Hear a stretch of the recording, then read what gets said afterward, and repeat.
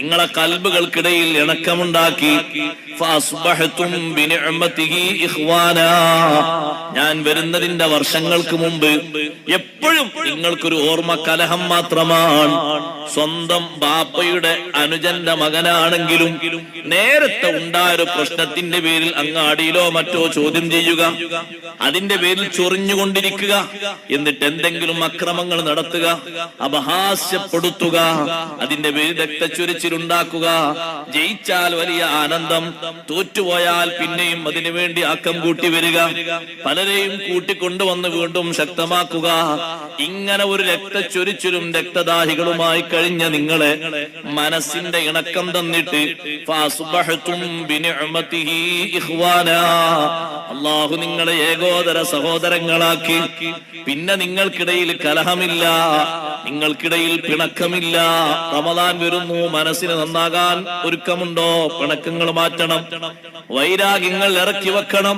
ഈ ഒരു പക്ഷേ ഈ റമദാനാണെങ്കിലോ അവസാനത്തെ റിസൾട്ട് നമുക്ക് തരുന്നത്, ഈ റമദാനിന് ശേഷം നല്ല റിസൾട്ടുമായി റബ്ബിനെ കാണാൻ പോകുന്നവരാണെങ്കിലോ ആരൊക്കെ ലിസ്റ്റിലുണ്ട്, ആർക്കൊക്കെ പറയാൻ കഴിയും?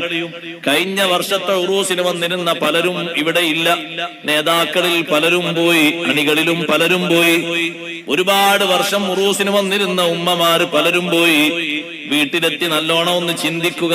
റമദാനു ഷരീഫാണ് വരുന്നത്, എന്റെ വീട് പെയിന്റ് അടിച്ചിട്ടുണ്ട്, മുഴുവൻ ഉപകരണങ്ങളും വൃത്തിയാക്കി വെച്ചിട്ടുണ്ട്, പൊടികളൊക്കെ തട്ടി മിനുക്കിയിട്ടുണ്ട്. പക്ഷേ മിനുക്കാത്ത ഒന്നുണ്ട്, അതെന്റെ കൽബാണ്.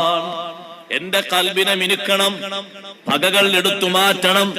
പിണക്കങ്ങളിലെ വർഷമായി നീളുന്നത് എന്തിനാണ്? ഈ പിണക്കം സുന്നത്തായ ഒരു ബഹിഷ്കരണമുണ്ട് ഇസ്ലാമില്.